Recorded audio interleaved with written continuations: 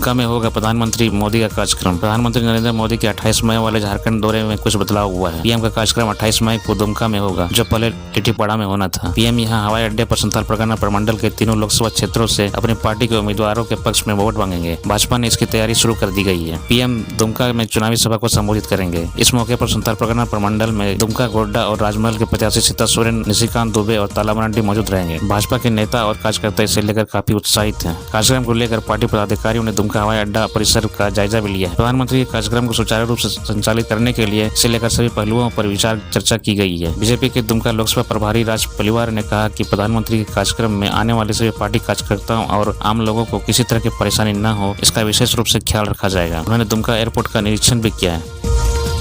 ED ने कहा, सरकार पुलिस ने भ्रष्टाचारियों पर नहीं लिया कोई एक्शन। ईडी ने सुप्रीम कोर्ट में दायर शपथ पत्र में बताया है कि भ्रष्टाचार के बड़े मामलों में अनुसंधान के क्रम में हुए खुलासे को लेकर राज्य सरकार व पुलिस को अवगत कराया गया था, लेकिन नौकरशाहों और पावर ब्रोकरों से जुड़े मामलों में कार्रवाई को लेकर राज्य सरकार निष्क्रिय रही। ईडी ने कोर्ट में बताया है कि पीएमएलए की धारा 66(2) के तहत एजेंसी ने जो सूचनाएं दी थी, नियमित उन मामलों में राज्य सरकार व पुलिस को पीसी एक्ट और आईपीसी की धाराओं के तहत केस करना चाहिए था। ईडी ने शपथ पत्र में लिखा है कि राज्य सरकार के मुख्य सचिव, डीजीपी समेत अन्य अधिकारियों को पत्र लिखने के बाद रिमाइंडर भी भेजा गया, लेकिन तब मुख्यमंत्री हेमंत सोरेन थे। ऐसे में उनके प्रभाव में राज्य सरकार ने कोई कार्रवाई नहीं की। धनबाद में चुनाव ड्यूटी पर शिक्षक बेहोश। धनबाद पॉलिटेक्निक में चुनाव ड्यूटी के लिए सामग्री लेने के दौरान शिक्षक नारायण दे शुक्रवार की सुबह बेहोश हो गए। उन्हें धनबाद मेडिकल कॉलेज अस्पताल के इमरजेंसी में लाया गया, जहां इलाज के बाद उन्हें सर्जिकल आईसीयू में भर्ती कराया गया। शिक्षक की स्थिति खतरे से बाहर बताई जा रही है। वे होश में आ गए हैं। उन्होंने बताया कि वे टुंडी के उत्क्रमित मध्य विद्यालय दोमुंडा में पदस्थापित है। चुनाव में उनकी ड्यूटी झरिया के बूथ नंबर 291 बालिका मध्य विद्यालय नोनोडी में लगी है। चुनाव सामग्री लेने के लिए पॉलिटेक्निक गए थे। वहाँ सामग्री लेने के दौरान काफी तेज गर्मी लगने लगी। पंखा भी नहीं चल रहा था। अपने साथी को बुलाकर वे खुली हवा में बाहर निकले और कुर्सी पर बैठे। इसके बाद कुछ याद नहीं है। होश आया तो खुद को अस्पताल में पाया। धनबाद में 22,85,000 मतदाता करेंगे प्रत्याशियों का भाग्य का फैसला। धनबाद लोकसभा चुनाव के लिए शनिवार को मतदान होना है। सुबह 7 बजे से लेकर शाम 5 बजे तक मतदान होगा। धनबाद लोकसभा क्षेत्र के 22,88,000 वोटर 25 प्रत्याशियों के भाग्य का फैसला करेंगे। इसके लिए जिला प्रशासन ने तैयारियां पूरी कर ली है। सुरक्षा के चाकचौबंद व्यवस्था का दावा डीसी सह जिला निर्वाचन पदाधिकारी माधवी मिश्रा ने किया। शांतिपूर्ण व निष्पक्ष चुनाव के लिए केंद्रीय सुरक्षा बल की 43 कंपनियों की तैनाती की गई है। जिला पुलिस बल, जय जवान व होमगार्ड, महिला पुलिस की ड्यूटी भी लगाई गई। सरयू राय की बढ़ेंगी मुश्किलें। सरकारी दस्तावेज गायब करने के आरोप मिले सही। जमशेदपुर पूर्वी सीट से निर्दलीय विधायक सरयू राय पर सरकारी दस्तावेज गायब करने के लगे आरोप को जांच के बाद हटिया डीएसपी ने सही पाया है। जांच के बाद डीएसपी ने अपनी रिपोर्ट सिटी एसपी को भेज दी है। अब सिटी एसपी मामले की जांच कर आगे की कार्रवाई कर सकते हैं। गौरतलब हो कि निर्दलीय विधायक सरयू राय के खिलाफ ऑफिशियल सीक्रेट एक्ट के तहत रांची के डोरंडा थाने में एफआईआर दर्ज की गई है। सचिव की ओर से दर्ज कराई गई प्राथमिकी में विधायक पर विभाग के दस्तावेज गायब करने का आरोप लगा था। 10 प्राथमिकी के बाद हटिया डीएसपी को जांच की जिम्मेवारी दी गई थी। विधायक सरयू राय ने कहा कि डीएसपी ने उन पर लगे आरोपों को सही ठहराया है। इसकी जानकारी उन्हें है। अभी सिटी एसपी और एसएसपी के पास फाइल जाएगी। इस मामले को वह टेस्ट केस के रूप में देख रहे हैं। ऐसे उन्हें उनके अधिवक्ताओं ने सलाह दी है कि वे हाईकोर्ट जाएं। तुरंत मामला रद्द हो जाएगा। यह देखना चाह रहे हैं कि पुलिस के आला अधिकारी किस तरह से अनुसंधान करते हैं। इसके बाद वे ही आगे कदम उठाएंगे। सरयू ने एक्स पर लिखा है कि डीएसपी बदले, नजरिया बदल गया। वही डीएसपी हैं जिन्होंने बरहरवा मामले में ईडी द्वारा गिरफ्तार मंत्री आलमगीर आलम को 24 घंटे में क्लीन चिट दे दिया। साहिबगंज की रूपा तिर की मौत मामले में लिपापोती किया गया था। इनसे ईडी पूछताछ कर रही है। डीएसपी के मंतव्य को वरीय पुलिस अधिकारी जांचेंगे।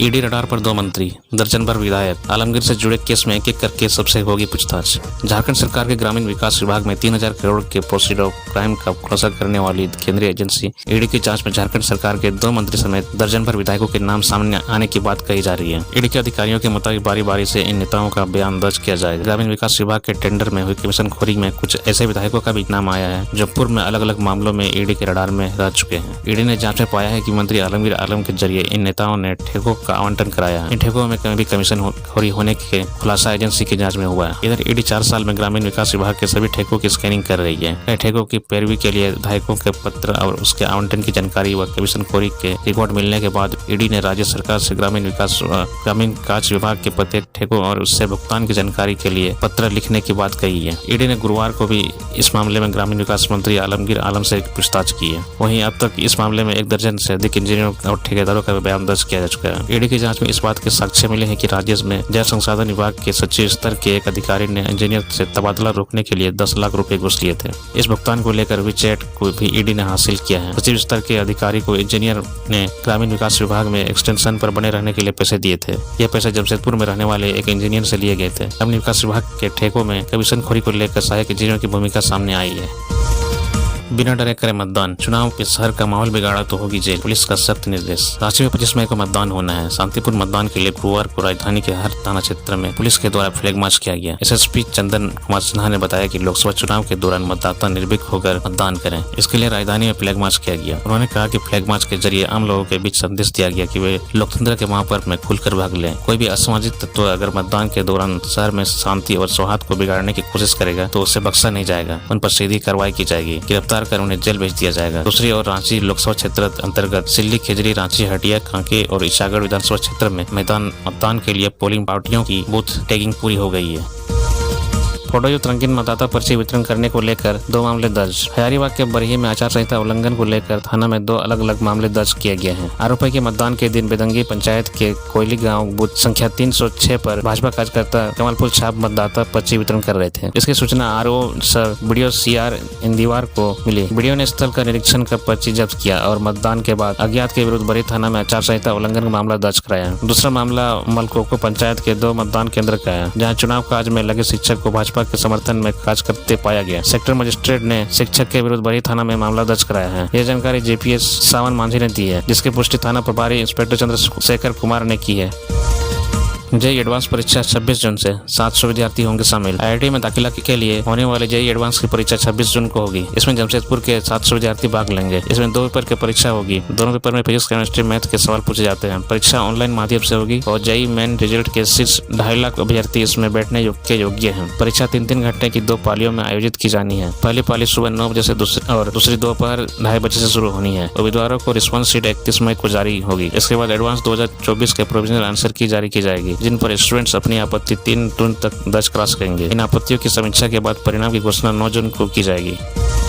टुंडी में मिलावटी शराब की अवैध फैक्ट्री का खुलासा। उत्पाद विभाग की टीम ने टुंडी के पटकोल गांव में छापेमारी कर अंग्रेजी शराब बनाने की अवैध फैक्ट्री का खुलासा किया है। जानकारी देते हुए सहायक उत्पाद आयुक्त ने बताया कि गुप्त सूचना पर उत्पाद विभाग की टीम ने गुरुवार को टुंडी के सुदूरवर्ती गांव पटकोल में दबिश दी। बताया कि संग्रामडी के कामेश्वर मंडल और गिरिडीह के राजेश शर्मा यहाँ मिलावटी शराब बनवा रहे थे। टीम के पहुंचते ही सभी आरोपी मौके से फरार हो गए। बताया कि सभी आरोपी सुक्खू मुर्मू के घर को भाड़े पर लेकर वहाँ मिलावटी शराब बना रहे थे। मिलावटी शराब बनाने वाले कैरमेल और अन्य केमिकल मिलाकर रंगीन शराब बना रहे थे। सहायक उत्पाद आयुक्त ने बताया कि इस तरह की शराब सेवन से जान तक जा सकती है। रंगीन शराब बनाकर उसे पानी की टंकी में स्टॉक करते और फिर विभिन्न ब्रांड के बोतलों में भरकर लेबल, स्टिकर और कॉर्क लगाकर बिल्कुल सही की तरह तैयार कर कॉटन में पैक कर बाजार में खपा रहे थे।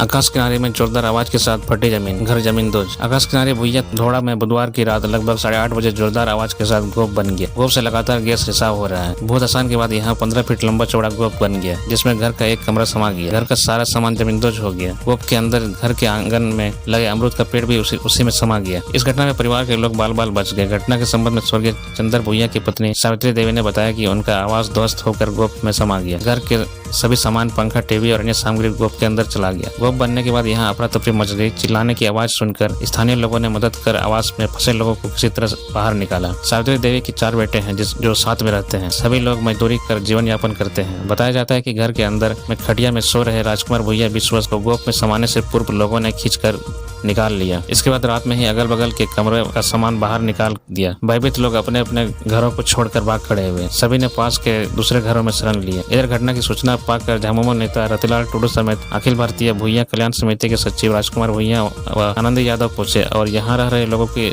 से जानकारी ली। बाद में गोविंदपुर क्षेत्र में के जीएम जीसी साहा समेत न्यू आकाश किनारी कोलियरी प्रबंधन ने घटनास्थल का जायजा लिया। रतिलाल ने कहा कि बीसीसीएल प्रबंधन की लापरवाही के कारण गोप बना है। यहाँ अंदर में आग लगी है। अग्नि प्रभावित क्षेत्र के लोगों को पुनर्वास करना बीसीसीएल प्रबंधन की जिम्मेवारी है। अगर प्रभावित लोगों को जल्द पुनर्वास नहीं किया गया तो सड़क से सदन तक आंदोलन किया जाएगा। उल्लेख हो कि इससे पूर्व यहाँ गोप व दरार पड़ने की घटना घट चुकी है।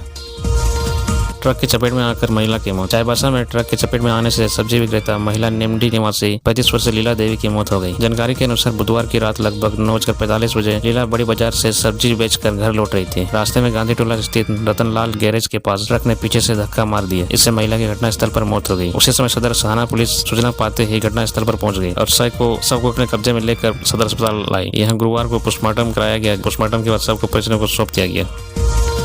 झारखंड में इनकाउंटर, नक्सलियों के एरिया कमांडर की मौत। झारखंड के पश्चिम सिंहभूम और खूंटी जिले के सीमावर्ती पुरहाट जंगल में बीड़ा नवादा के पास गुरुवार को सुरक्षा बल और नक्सलियों के बीच मुठभेड़ हुई। इस मुठभेड़ में नक्सलियों का एरिया कमांडर बुधराम मुंडा के मारे जाने की सूचना है। वही इनकाउंटर में एक अन्य नक्सली घायल हो गया। इलाके में लगातार सर्चिंग जारी है। जानकारी के मुताबिक लोकसभा चुनाव 2024 के मद्देनजर कोबरा और झारखंड पुलिस के जवान सर्च अभियान चला रहे। इसी दौरान नक्सलियों ने सुरक्षा बलों पर फायरिंग कर दी। सुरक्षा बलों की जवाबी फायरिंग में एक नक्सली की मौत हो गई, जबकि एक अन्य नक्सली घायल होने की सूचना मिली है। मुठभेड़ के बाद क्षेत्र में सर्च अभियान चलाया जा रहा है। मारे गए नक्सली की पहचान बुधराम मुंडा के रूप में हुई है। वह नक्सलियों का एरिया कमांडर था। टाटा मोटर्स में फिर बहाल होगी multi skill scheme. Tata Motors workers union को लगातार प्रयास के बाद बड़ी सफलता मिली है। टाटा मोटर्स प्रबंधन कर्मचारियों के लिए बंद कर दी गई मल्टी स्किल बेनिफिशियरी स्कीम पुनः बहाल करने को तैयार है। कर्मचारियों को इस स्कीम के तहत 3 माह का प्रशिक्षण कराया जाता था। प्रशिक्षण के बाद आयोजित परीक्षा में सफल होने पर कर्मचारियों को अतिरिक्त 2 इंक्रीमेंट का लाभ मिलता था। पिछले कुछ वर्षों से प्रबंधन ने इस स्कीम को बंद कर दिया था। कर्मचारियों के आग्रह पर यूनियन इस स्कीम को पुनः बहाल करने के लिए लगातार प्रबंधन से बात कर रही थी। यूनियन इस मुद्दे को मुंबई कोर्ट तक ले गई। आखिरकार यूनियन को बुधवार को इसमें सफलता मिली। यह स्कीम मजदूरों के तकनीक विकास एवं दक्षता को बेहतर बनाने के लिए चलाए जाते थे। इस सफलता पर यूनियन के महामंत्री आर.के. सिंह ने कहा कि टाटा मोटर्स वर्कर्स यूनियन द्वारा पुनः इस स्कीम का फायदा कर्मचारियों को देने की मांग जमशेदपुर स्तर एवं मुंबई बोर्ड से लगातार की जा रही थी। बुधवार को प्रबंधन ने मल्टी स्किल टाटा मोटर्स के कर्मचारियों को देने का निर्णय लिया है। हम लगातार विभिन्न मॉडल एवं विभिन्न ऊर्जा स्रोतों से चलने वाली गाड़ियों का निर्माण टाटा मोटर्स में कर रहे हैं। ऐसे समय में हमारे कर्मचारी और दक्ष हो, इसके लिए हम कार्यक्रम बहुत ही आवश्यक है। उन्होंने टाटा मोटर्स प्रबंधन को इसके लिए धन्यवाद दिया। अध्यक्ष गुरमीत सिंह ने कहा कि इस स्कीम से कर्मचारियों के बीच उत्साह बढ़ेगा और बेहतर कार्य करने की दक्षता भी उनमें आएगी। सरकारी स्कूलों में सितंबर तक चलेगी नामांकन प्रक्रिया। सरकारी स्कूलों में 1ली से 7वीं तक के विद्यार्थियों की नामांकन की प्रक्रिया अब सितंबर तक चलेगी। हालांकि स्कूलों में अभी गर्मी की छुट्टी है। इस बार चुनाव के कारण नामांकन प्रभावित होगी। गर्मी छुट्टी में भी स्कूलों में विद्यार्थियों के नामांकन की प्रक्रिया चलती रहती है, लेकिन इस बार चुनाव होने के कारण सभी शिक्षक चुनाव कार्यों में व्यस्त हैं, जिसके कारण नामांकन प्रक्रिया ठप है। स्कूल खुलने के बाद और चुनाव प्रक्रिया खत्म होने के बाद नामांकन प्रक्रिया शुरू होगी। प्राथमिक स्कूलों में बाल पंजीकरण के आधार पर भी नामांकन लिया जाता है। वहीं अन्य कक्ष में विद्यार्थियों की नामांकन प्रक्रिया स्कूलों में होता है। वहीं नए सत्र शुरू होने के बाद 1 माह भी विद्यार्थियों को नए सत्र की किताबें नहीं मिल पाई है। चुनाव के कारण विद्यार्थियों को किताब उपलब्ध नहीं हो पाई है। स्कूल खुलने के बाद नामांकन प्रक्रिया के साथ विद्यार्थियों को नए सत्र की किताबें भी दी जाएगी। स्कूल में 1ली कक्षा से लेकर 12वीं कक्षा तक के विद्यार्थियों का नामांकन हो रहा है। तुलसी भवन में साहित्यकार एवं वरिष्ठ रंगकर्मी को मिला सम्मान। साहित्यिक संस्था जमशेदपुर भोजपुरी साहित्य परिषद की ओर से तुलसी भवन में परिषद के पूर्व प्रधान सचिव रसिक बिहारी ओझा की जयंती स्मृति सम्मान समारोह का आयोजन किया गया। मौके पर भोजपुरी हिंदी साहित्य के प्रतिष्ठित साहित्यकार, वरिष्ठ रंगकर्मी एवं साहित्य सम्मेलन के प्रवर समिति के सदस्य महेंद्र प्रसाद सिंह को निर्भीक स्मृति सम्मान से सम्मानित किया गया। मुख्य अतिथि के रूप में अर्का जैन विश्वविद्यालय के निदेशक डॉक्टर अंगद तिवारी तथा टाटा मोटर्स के पूर्व उप महाप्रबंधक चंद्रशेखर खां उपस्थित थे। वही परिषद के पत्र लुकार के 44वें अंक का लोकार्पण भी किया गया। मौके पर प्रधान सचिव डॉक्टर अजय ओझा ने निर्भीक स्मृति सम्मान पर विस्तार से चर्चा की। मुख्य अतिथि डॉक्टर अंगद तिवारी ने कहा कि भोजपुरी की ताजगी मेरे मन को हमेशा आनंदित करती है। कार्यक्रम के दूसरे सत्र में निर्भीक हास्य एकांकी एस नायक सिंह का मंच